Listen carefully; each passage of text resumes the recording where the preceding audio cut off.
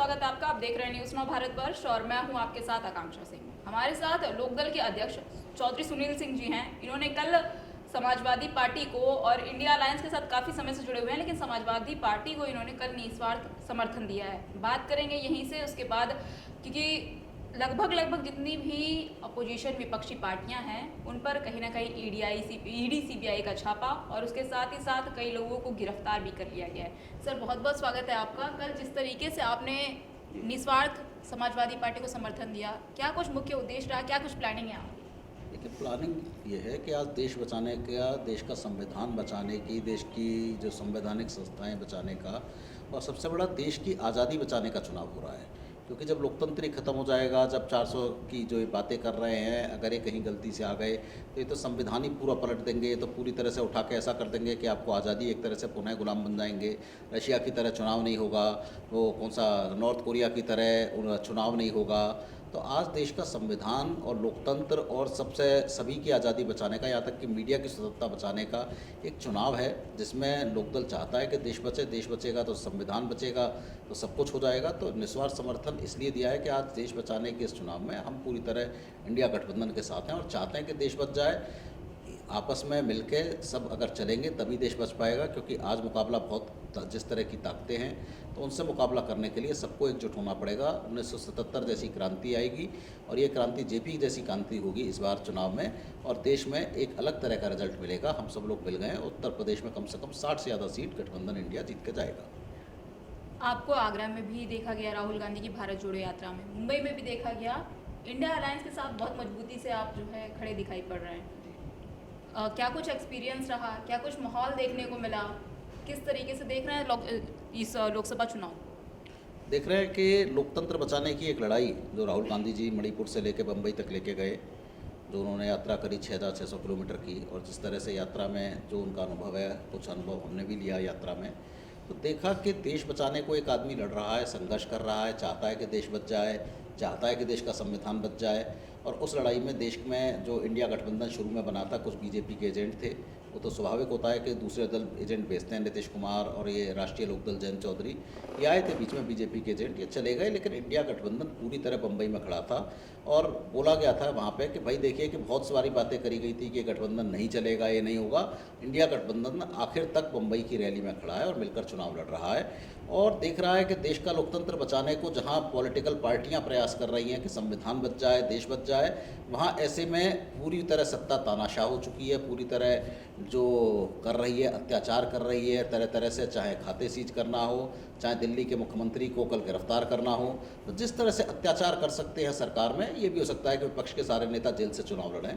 तो इस बार का चुनाव देश का ऐतिहासिक जेपी आंदोलन जैसा चुनाव होने वाला है, जिसके लिए जनता को भी सड़कों पर उतरना पड़ेगा और जनता भी बहुत बड़ा बदलाव करेगी इस बार चुनाव में। अच्छा, ईडी सीबीआई की रेड पड़ रही है, गिरफ्तारी हो रही है, तमाम चीज़ें देखने को मिल रही हैं। अकाउंट्स तक फ्रीज हो गए। राहुल गांधी के कह रहे हैं चुनाव लड़ने के लिए हमारे पास पैसे नहीं है, आर्थिक स्थिति खराब हो चुकी है। आपको डर नहीं है क्या? नहीं, देखिए डरने की बात इसमें, हिस्सा आप भी इंडिया अलायंस का ही है। नहीं नहीं, इसमें डरने की कोई बात नहीं है। राहुल जी भी डर नहीं रहे हैं, कोई इंडिया अलायंस का पार्टनर डर नहीं रहा है। इंडिया डर की कोई बात नहीं है। एक आपने सुना होगा, डर के आगे जीत है। कोई नहीं डर रहा है, सब जीतने के लिए लड़ रहे हैं। और जिस तरह से अत्याचार हो रहा है लोग देख रहे हैं, लोग जान चुके हैं कि बौखला रही है भारतीय जनता पार्टी की सरकार। एजेंसियों को दुरुपयोग कर रही है। एजेंसियों को भी सलाह है कि दुरुपयोग ना करें अपना, क्योंकि देश का कानून बदलेगा तो देश में बहुत कुछ बदलने वाला है। फिर ऐसे अधिकारियों के खिलाफ भी कार्रवाई होती है जो सत्ता के दबाव में दुरुपयोग करते हैं। तो देश में इस तरह लोकतंत्र बचाने को 2 महीने के लिए न्यायपालिका को भी आगे आना चाहिए और न्यायपालिका को इन एजेंसियों का इस्तेमाल 2 महीने के लिए कम से कम रोक देना चाहिए। 2 महीने ईडी के अधिकारियों को चुनाव की ड्यूटी में लगा दें तो ज़्यादा बेहतर है।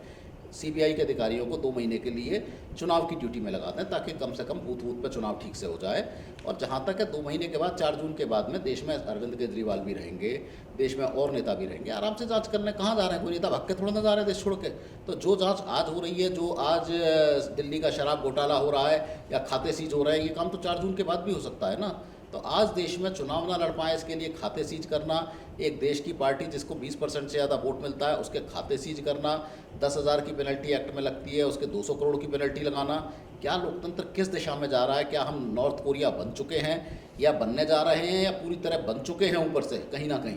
तो आज देखना पड़ेगा कि लोकतंत्र कहाँ जा रहा है। देश के नौजवान को जाग चुका है, बस वोट का इंतजार है। हो सकता है इनके पास एकमात्र हथियार चुनाव आयोग में जैसे 2 जजों को वो 2 चुनाव आयुक्तों को नियुक्त कर दिया है चीफ जस्टिस को हटा के, तो ये सोचते हैं कि चुनाव भी पूरी तरह मैनिपुलेट कर लेंगे ईवीएम के कारण। हो सकता है कर लें अगर वीवीपैट की पर्चियां नहीं गिनी गई। तो आज सबसे बड़ा प्रश्न है कि चुनाव की मशीनें ईवीएम तो मैनिपुलेट हो जाती हैं, लेकिन वो पर्चियां जो वोट के समय मिलती हैं अगर उनकी गिनती गिनी जाएगी तो भारतीय जनता पार्टी 100 सीट भी जीत जाए तो बहुत बड़ी बात होगी इस देश में। तो आज लड़ाई असली विपक्ष की है वीवीपैट की पर्चियां गिनने की, और उसको लेकर विपक्ष जो है सड़कों पर उतर रहा है और जल्दी और भी ज़्यादा तगड़े तरीके से इस चुनाव में वीवीपैट की पर्चियां गिनने को, ताकि निष्पक्ष चुनाव हो उसके लिए पूरे देश की जनता को आगे आना पड़ेगा। और निष्पक्ष चुनाव के लिए भारतीय जनता पार्टी जब होगा तो भारतीय जनता पार्टी 100 सीट भी जीत जाए तो उसकी बहुत बड़ी बात है। 400 पार के नारे लगा रहे हैं, कह रहे हैं अब की बार 400 पार। अगर अब की बार वीवीपैट की पर्चियां गिनने 100 पार हो जाएं तो लोकदल राजनीति करना बंद कर देगा। अच्छा देखिए, ईवीएम से आप लोगों की मांग थी कि ईवीएम से जो है वो चुनाव ना हो, बैलेट पेपर से चुनाव हो, लेकिन इस बार का चुनाव भी जो है वो ईवीएम मशीन से ही हो रहा है। तो क्या चुनाव जीत हार के बाद ईवीएम पर सवाल एक बार फिर से खड़ा होगा? जैसे पिछले 5 राज्यों में चुनाव हुआ तो ईवीएम पे सवाल खड़े किए गए थे, तो क्या इस बार भी ईवीएम पे सवाल खड़ा किया जाएगा? देखिए, सबसे पहले तो हम चुनाव से पहले ही कह रहे हैं और हम तो स्पष्ट रूप से कह रहे हैं, हर चौथा वोट जो जाता है ईवीएम में वो भारतीय जनता पार्टी के प्रत्याशी के उस पर जाता है। मशीन को नहीं पता कि ए लड़ रहा है कि बी लड़ रहा है, मशीन को चुनाव का एजेंट लड़ने वाले का पता नहीं होता। मशीन में जब आखिरी दिन जब सारे नामांकन हो जाते हैं उन चिन्हों को नाम के सामने डाला जाता है। एक प्रोग्रामिंग के अंतर्गत, सॉफ्टवेयर के अंतर्गत मशीनों में प्रोग्रामिंग करी जाती है। उस प्रोग्रामिंग को करते समय एक ऐसा प्रोग्रामिंग का हिस्सा है कि जहाँ पर भी भारतीय जनता पार्टी होती है इस देश की 350 मशीनों पे ऐसा प्रोग्रामिंग करी जाएगी कि हर चौथा वोट जो है भाजपा को जाएगा। भाजपा पहले नंबर पे होगी तो पहले नंबर पे, दूसरे नंबर पे होगी तो दूसरे नंबर पे। तो मशीनें, और वो ऐसा नहीं है कि वो हर दिन गलत करेंगी, चुनाव के अधिकारी चेक करेंगे उस समय सही काम करेंगी, क्योंकि वो प्रोग्रामिंग उस दिन के लिए होगी। 19 अप्रैल को चुनाव होना है तो 19 अप्रैल के दिन सुबह 8 से 5 बजे तक काम करेगी, जो भी चुनाव का टाइम है। उस समय हर चौथा वोट भाजपा को ट्रांसफर होगा, जो भी इसका सीक्वेंस पे होगा। तो 25% वोट की बेईमानी ऐसे करी जाएगी, 5-7% वोट भाजपा को मिल जाएगा, तो कुल मिलाकर 30% वोट को सिक्योर करके भाजपा चुनाव जीत के इस तरह बेईमानी से चुनाव जीतना चाह रही है ईवीएम के माध्यम से। ईवीएम में भारत इलेक्ट्रॉनिक्स के डायरेक्टर है, सारे देश को पता है। 20 रुपये की आईसी आती है, डिलीट टाइमर। आप जैसे मोबाइल में अलार्म लगाते हैं कि 19 अप्रैल को सुबह आप लगा दीजिए 8 बजे से 5 बजे तक, तो आपका अलार्म सुबह 8 बजे से 5 बजे तक बजेगा। तो इस तरह की जिस दिन का चुनाव होना उस दिन के लिए उसमें प्रोग्रामिंग करी जाती है। वो प्रोग्रामिंग दिल्ली से होकर आती है, जिसको जो लोग डालते हैं वहाँ पे उनको भी नहीं पता कि ऐसी प्रोग्रामिंग वो इनबिल्ट के उनके साथ में नामों के साथ कर रहे हैं। तो ये एक तरह लोकतंत्र के साथ खिलवाड़ है। हम ये नहीं कह रहे कि अभी आपके पास बैलेट पेपर से चुनाव नहीं हो पा रहा हो, कोई बात नहीं, आप ईवीएम का इस्तेमाल करिए। बस वो पर्ची जो आपको आ रही है, अगर आपने वोट डाला, आपने पर्ची में भाजपा को वोट दिया, आपका कमल का फूल निकल के आया, उस पर्ची को सामने ड्रॉप बॉक्स में डाल दीजिए। आपका कांग्रेस का है, कांग्रेस को डाल दीजिए, अन्य को है, अन्य को डाल दीजिए। कम से कम लोकतंत्र में जनता पर्ची अपने हाथ में ले, उसमें डाले और उसके बाद उन पर्चियों को गिन दीजिए। इसमें कौन सी कोई बहुत बड़ी बात है? 1 दिन ज़्यादा लग जाएगा, 2 दिन ज़्यादा लग जाएगा। आप आज से लेके 3 महीने तक चुनाव का कोई काम नहीं होगा, 4 जून तक। अगर 2 दिन ज़्यादा लग जाएंगे तो देश में ऐसा नहीं है कि एमपी 2 दिन नहीं बने तो देश में बहुत बड़ा कोई भूचाल आ जाएगा।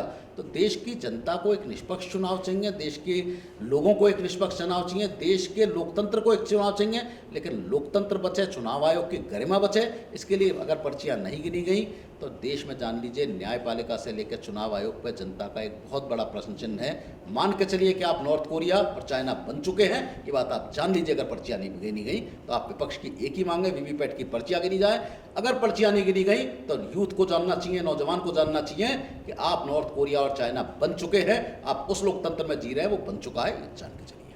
चुनाव के तारीखों का ऐलान हो चुका है, बावजूद इसके किसान अभी भी अपनी मांगों को लेकर धरना प्रदर्शन कर रहे हैं। लोकदल का किस तरीके से सहयोग है, सुनील जी का किस तरीके से सहयोग है, और अगर आप लोगों की इंडिया अलायंस की जीत होती है तो प्राथमिकताएं क्या रहेंगी आप?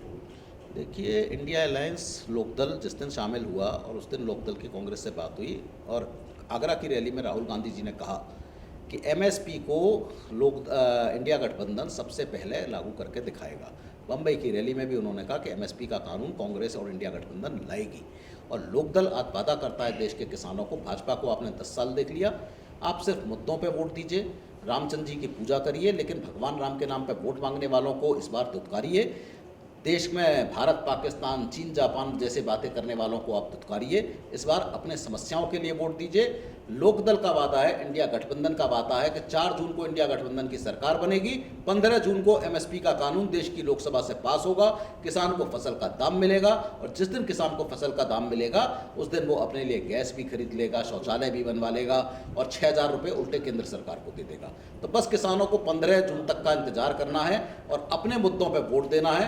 इंडिया गठबंधन का वादा है, एमएसपी बहुत प्रायोरिटी में है। नौजवान को 1 लाख की अप्रेंटिस राहुल जी ने घोषित करी है, वो भी नौजवान को कम से कम 1 लाख रुपए साल मिलेगा ताकि पढ़ने के बाद नौजवान अपने पैरों पर खड़ा हो सके। मैनिफेस्टो और इस तरीके की जो घोषणाएं हैं भारतीय जनता पार्टी की सरकार सत्ता में आने से पहले ले आई थी, लेकिन धरातल पे कितने दिखाई पड़ रहे हैं ये आप भी जानते हैं।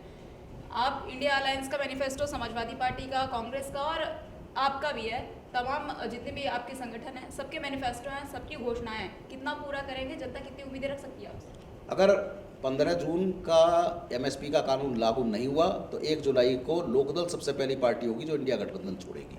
अगर कानून नहीं लागू होगा तो ये लोकदल जनता से, किसान से वादा करता है। जयंत चौधरी भी ऐसे ही कहते थे, किसानों के मसीहा हैं, किसानों के चौधरी चरण सिंह की आइडियोलॉजी अब उनको मोदी जी में दिखती है।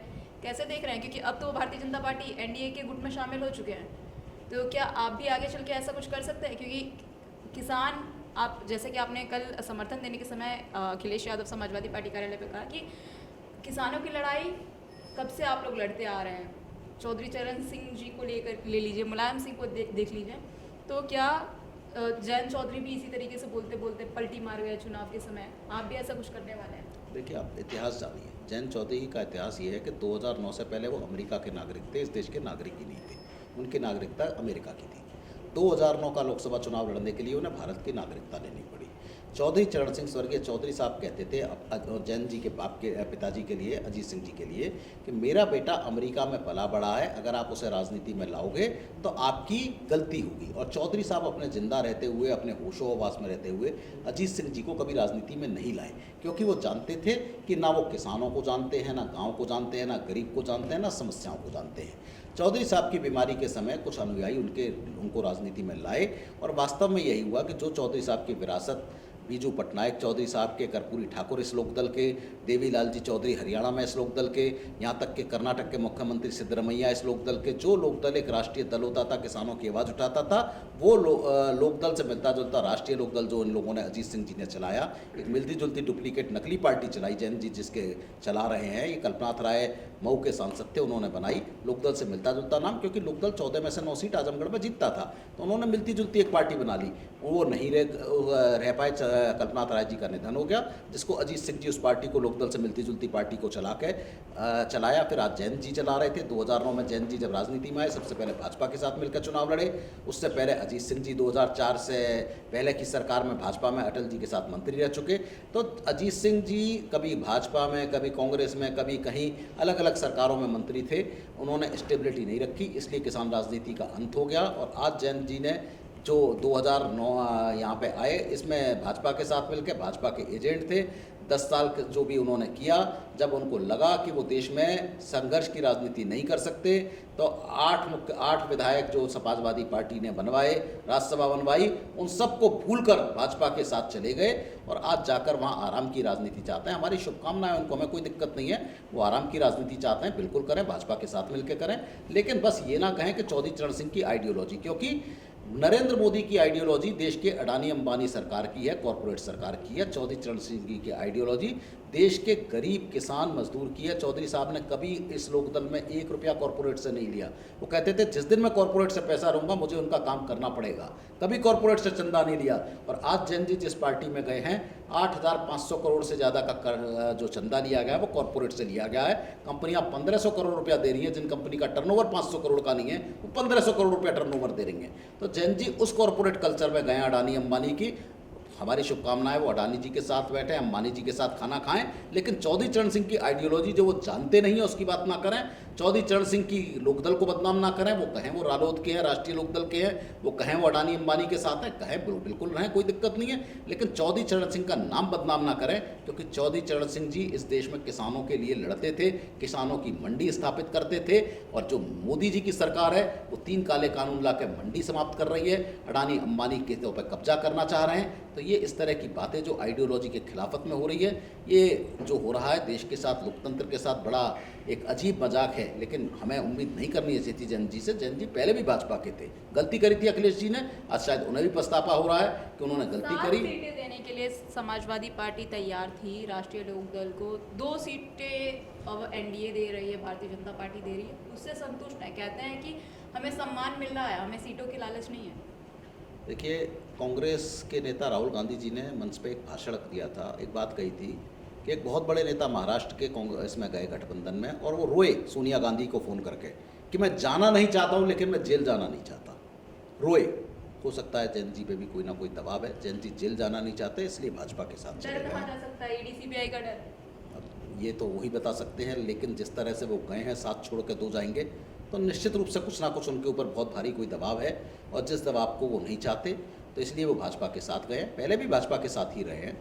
उस दौर में हो सकता है उनके कोई ऐसा काम किया हो जिसकी वो सज़ा भुगत रहे हों, तो अगर गए हैं तो शुभकामनाएं उनको साथ रहे और अच्छे से रहे। अच्छा, आपको डराया धमकाया नहीं गया क्या? आपके पास कॉल नहीं आया कि आप जो है वो इंडिया का हिस्सा ना बन के एनडीए का हिस्सा बन गए? जैसे राहुल जी का अकाउंट फ्रीज कर दिया गया, केजरीवाल जी जेल में है, गिरफ्तार हो गए कल, अखिलेश यादव के ऊपर भी सीबीआई का समन आ चुका है, आपके पास ऐसा कुछ?